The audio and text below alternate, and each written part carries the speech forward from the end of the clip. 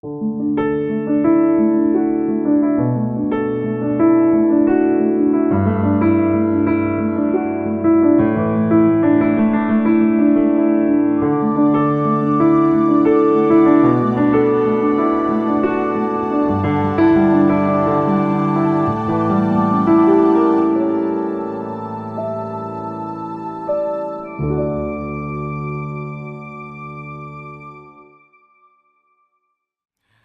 everybody in Indonesia. My name is Brian, and good morning.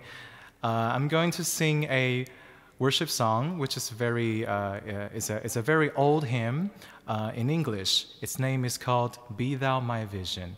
So enjoy the song. God bless you all.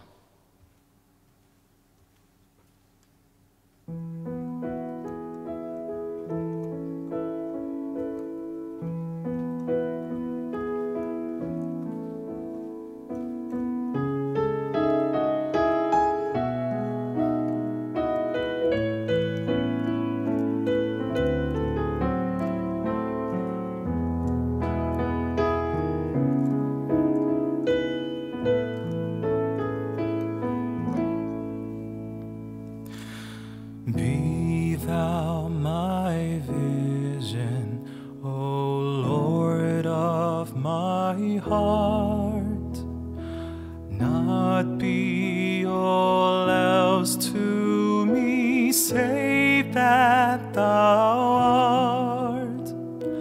Thou my best thought by day or by night, waking or sleeping, thy presence my light.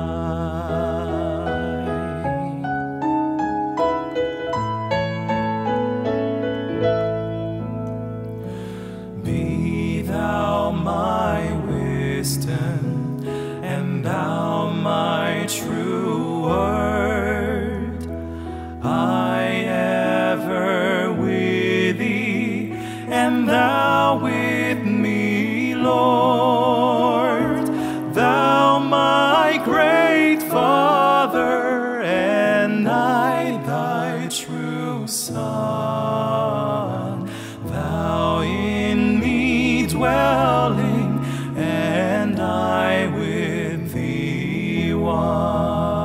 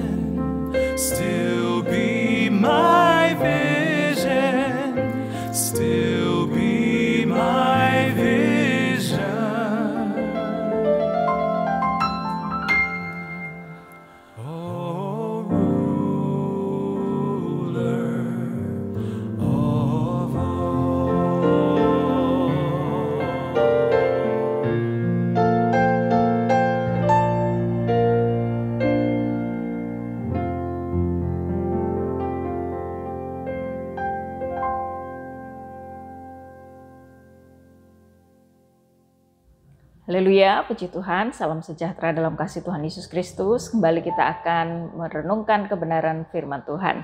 Nah, mari kita akan bersama melihat di dalam Lukas pasal 18 ayat yang ke-8 bagian B. Akan tetapi jika anak manusia itu datang, adakah ia mendapati iman di bumi? Nah, dalam satu perikop ini, ya, Tuhan Yesus memberikan perumpamaan tentang hakim yang tidak benar, yang menegaskan bahwa seseorang itu harus berdoa dengan tidak jemu-jemu. Dan di akhir perumpamaan itu Tuhan Yesus mempertanyakan satu hal, ya.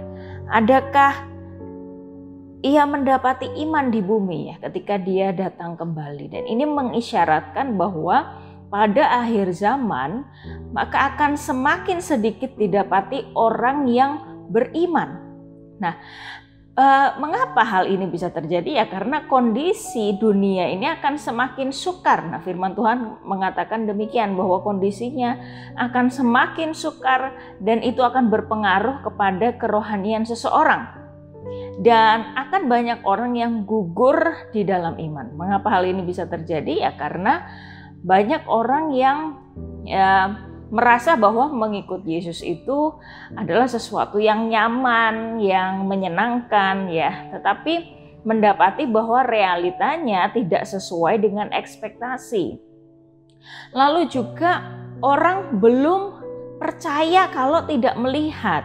Nah, selalu mencari alasan, ya, untuk menaruh iman kepercayaan kepada Tuhan.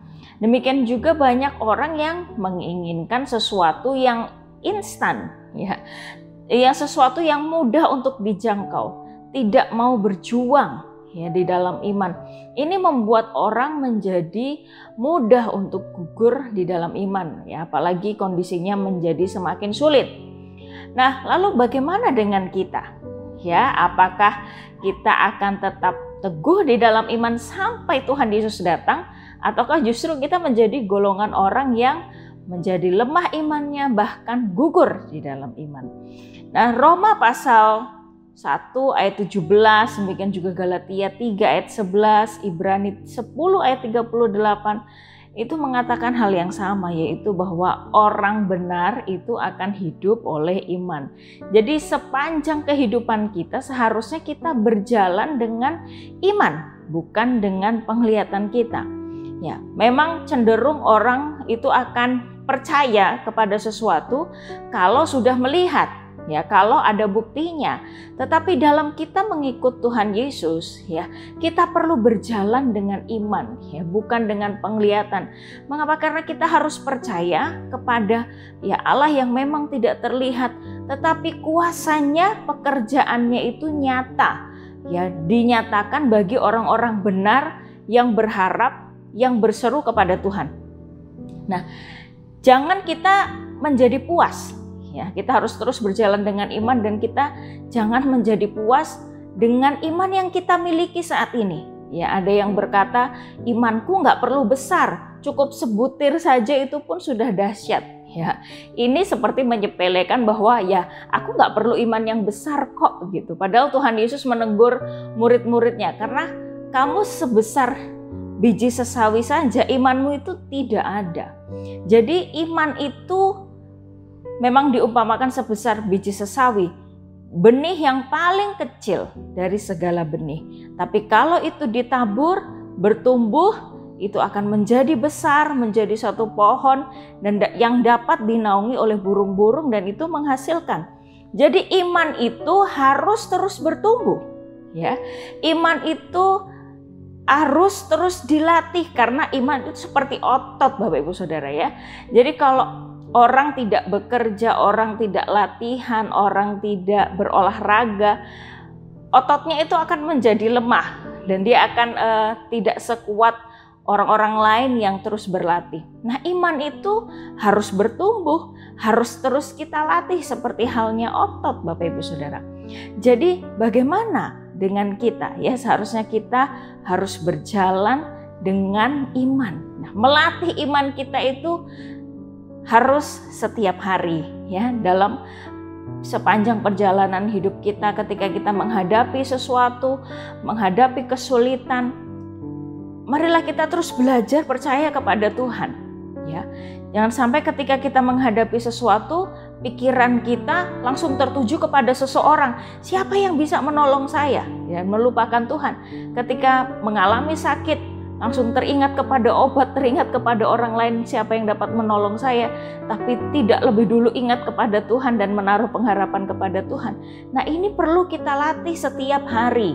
Dalam sepanjang kehidupan kita, ketika kita menghadapi banyak hal, marilah kita mengandalkan Tuhan. Ya, kita terus berharap kepada Tuhan bahwa Dia sanggup untuk menolong kita. Ya, orang lain bisa menolong kita, tetapi pertolongannya tidak seperti bagaimana Tuhan menolong kita. Ya, kalau kita berharap kepada Tuhan, mengandalkan Tuhan, Tuhan bisa pakai siapapun untuk menolong orang-orang benar, orang-orang percaya. Nah, Bapak Ibu Saudara yang dikasihi oleh Tuhan, marilah kita terus belajar berharap percaya kepada Tuhan yang memimpin kehidupan kita. Ya, dan biarlah iman kita terus bertumbuh, terus dilatih dan menjadi iman yang teguh, iman yang kuat. Dan kita didapati sampai nanti Tuhan Yesus datang, kita tetap ada di dalam iman kepada Tuhan.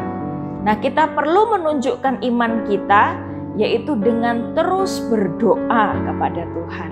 Ya, seperti perumpamaan yang Tuhan Yesus sampaikan ini, berdoa dengan tidak jemu-jemu.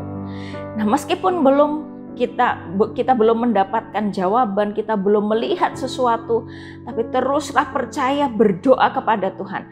Karena orang yang terus berdoa kepada Tuhan, dia tahu pertolongannya datang dari siapa, yaitu datang dari Tuhan yang penuh dengan kuasa dan selalu menyatakan pertolongannya. Nah, kalau kita terus berharap kepada manusia, berharap kepada diri sendiri, iman kita akan menjadi lemah. Tapi biarlah iman kita tetap teguh di dalam Tuhan. Sampai Tuhan Yesus datang, kita didapati tetap beriman kepada Tuhan. Puji nama Tuhan, bila ini menjadi perenungan kita bersama dan kita datang kepada Tuhan. Bapa di dalam sorga, terima kasih buat renungan firman-Mu pada pagi hari ini. Tuhan, tolong ajar kami untuk terus belajar percaya kepada Tuhan. Sampai Tuhan Yesus menyatakan kuasa dan mujizat-Nya atas kehidupan kami. Terpujilah nama-Mu ya Tuhan. Biarlah kami tinggal dalam firman-Mu, biar nama Tuhan dipermuliakan dan ditinggikan. Terima kasih, kami terima berkat firman-Mu dengan ucapan syukur. Dalam nama Tuhan Yesus Kristus kami berdoa. Haleluya. Amin. Puji Tuhan, Tuhan Yesus memberkati.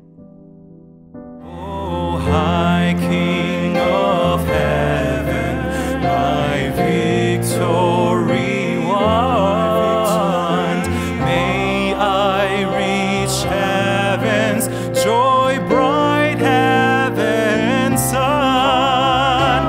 Heart of my own heart, whatever before.